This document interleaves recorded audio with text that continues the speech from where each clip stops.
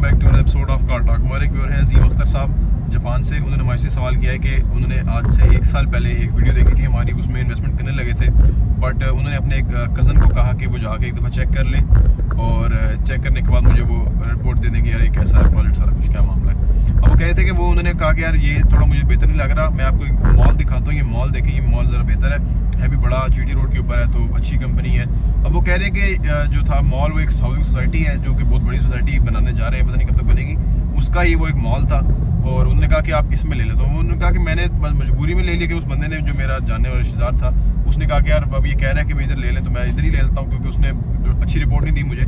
अब वो कह रहे हैं कि 1 साल हो गया है जो पहले चीज़ में लेने लगा था वहाँ पे चीज़ जो थी वो बन के किराए पे लग गई है, 1-1.5 साल उसका तकरीबन हो गया अभी मुकम्मल, वो किराए पे लग चुकी है। जो मॉल था वो भी बनना स्टार्ट नहीं हुआ, उसमें भी थोड़ा डिले आ चुका है, काफ़ी बड़ा साइज़ है मॉल का तो वो बनने में टाइम लग रहा है। तो वो कह रहे हैं मैं इस सिचुएशन में फंस गया क्योंकि ना वो रिश्तेदार मेरे कॉल उठा रहा है और ना वो मॉल उधर बन रहा है, तो मेरी जो इन्वेस्टमेंट थी सारी वो ब्लॉक हो गई है। तो अब वो कह रहे हैं मैं इस सिचुएशन में क्या कर सकता हूँ, जो मॉल वाले हैं वो वापस ले नहीं रहे, वो कह रहे हैं कि हम तो अपनी इन्वेंट्री बेचते हैं, आपने किसी को बेचना है हम खुद बेच लें, या फिर आपको जिसने लेके दिया आप उसको बेच दें या वो किसी को बेच दें। तो वो कह रहे हैं कि मैं इस सिचुएशन में बिल्कुल डेड लॉक की सिचुएशन में फंस चुका हूँ, मुझे कोई समझ आ रही मैं इन्वेस्टमेंट निकालूँ कैसे यहाँ से। तो वही बात करते हैं वो क्या कर सकते हैं।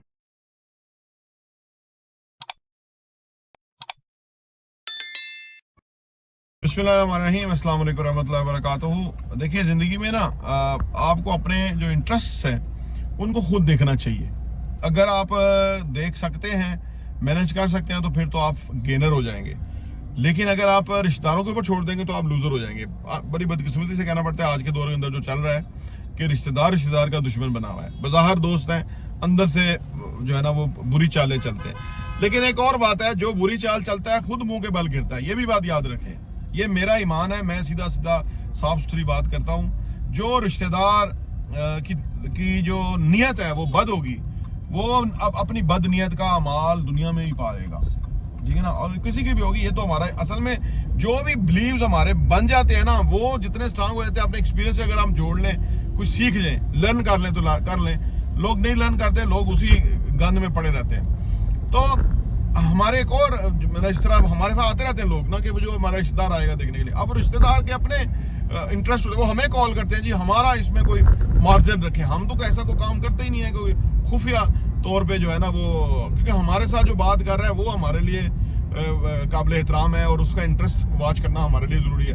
हम कैसे रिश्तेदार का उसमें हिस्सा रख के तो उसको हम नुकसान पहुँचाए। रिश्तेदार हमारा कौन सा जो क्लाइंट है, क्लाइंट ग्राहक तो हमारा दूसरा है।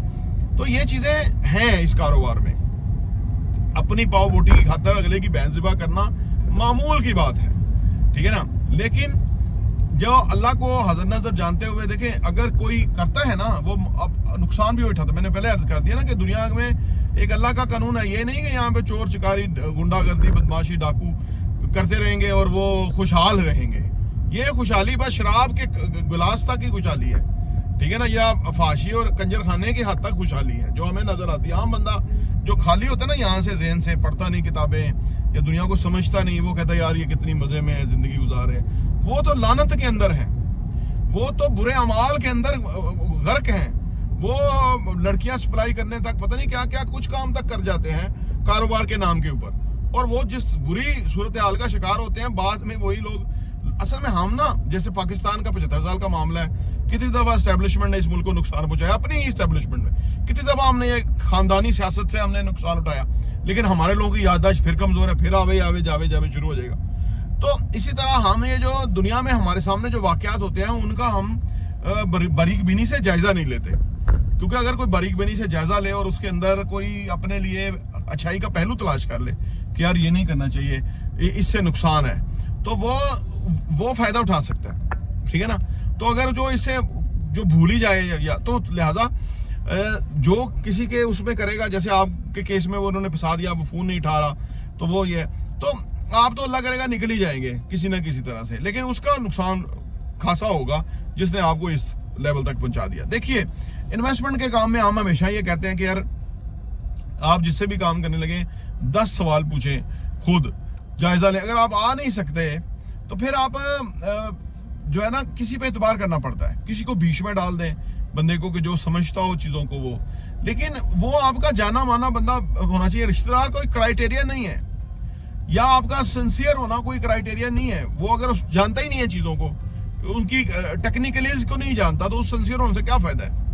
वो होगा सिंसियर लेकिन उसको ज़माने की मामलात का पता ही नहीं है, तो वो तो खुद किसी जगह फंसा देगा बजाय कि आपके लिए कोई फ़ायदेमंद हो। तो लिहाजा ये चीज़ आप हमेशा ज़हन में रखें। और दूसरी एक और बात, कोशिश करें कि छोटा सा, पहले ना किसी के साथ काम करने लगे हैं, हम भी यही कहते हैं, छोटा सा एक्सपीरियंस करें। कोई छोटी सी 1 बेड की चीज़ 18-20 लाख रुपए की डाउन पेमेंट वाली चीज़ आप ले लें, बड़ी ना लें आप, ताकि आपको दुनिया तो ख़त्म नहीं होगी, ज़िंदगी ख़त्म नहीं हो गई। एक एक्सपीरियंस आप करेंगे, उसका आपको अच्छा चीज़ मिल जाएगी टाइमली, फिर उसमें आप दूसरे एक्सपीरियंस ऐड कर सकते हैं, बजाय कि आप ऐसे ही अनजान जगह पे। और ये जो माल शाल वाले जो काम है, ये तो 3,10,000 टन पे तो स्टील हो गया है। वो माल बनाने वाले भी जो बना रहे हैं, वो अक्सर को तो हम भी जानते हैं वो क्या बना रहे हैं। वो तो 10 मरले का घर नहीं बना सकते अगर उनको फ़ायदा नज़र ना आ रहा हो, क्योंकि बिल्डर होना सारा फ़ायदा ही नहीं है, नुकसान का भी काम है। कि जैसे अगर स्टील अगर 1,95,000 या 75,000 या 2 लाख पे टन था, अब 3,10,000 पे टन है, तो वो लोग कि जो ये नहीं सोचेंगे कि इस बिल्डिंग के अंदर हमें कितना ज़्यादा फ़ायदा हो रहा है, कम नहीं होना चाहिए, वो ये सोचेंगे कि हमें आने वाले बिल्डिंग्स में कितना फ़ायदा हो सकता है। क्योंकि जो बंदा सप्लाई कर रहा है चीज़, महंगाई आती है तो वो उसको अफेक्ट नहीं करती, वो तो आगे उसने पास ऑन कर दिया। लोगों को पता है कि मार्केट का ये रेट चल रहा है। तो इसलिए ये जो माल वाले थे, इन्होंने तो बड़े नफ़े नोट किए हुए थे।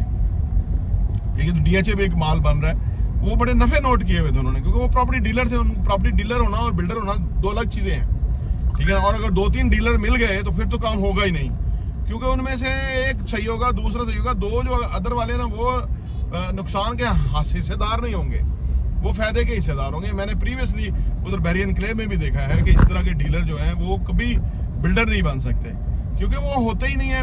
बिल्डर होना थोड़ा लॉन्ग टर्म सोचने वाला काम है, और अगर डीलर होना, वो शॉर्ट टर्म का बेनिफिट डीलर सोचता है। प्रॉपर्टी डीलर जो होता है शॉर्ट टर्म सोचता है, दिहाड़ी लगाता है वो।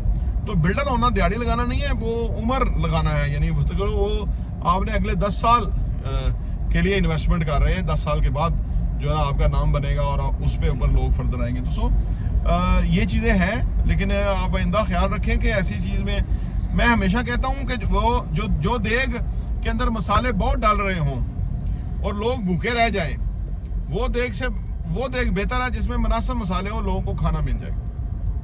बहुत बड़े बड़े माल जितने वो उन्होंने शशके क्रिएट करे, बताते हैं ये होगा, वो कब 100 मन तेल होगा, कब राधा नाचेगी।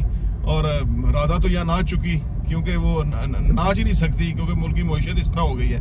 तो बड़े प्रोजेक्ट यानी बड़ा जो है ना वो उसमें रुकावट का बायस बनेंगे। प्रॉपर्टी टीवी देखने का बहुत बहुत शुक्रिया।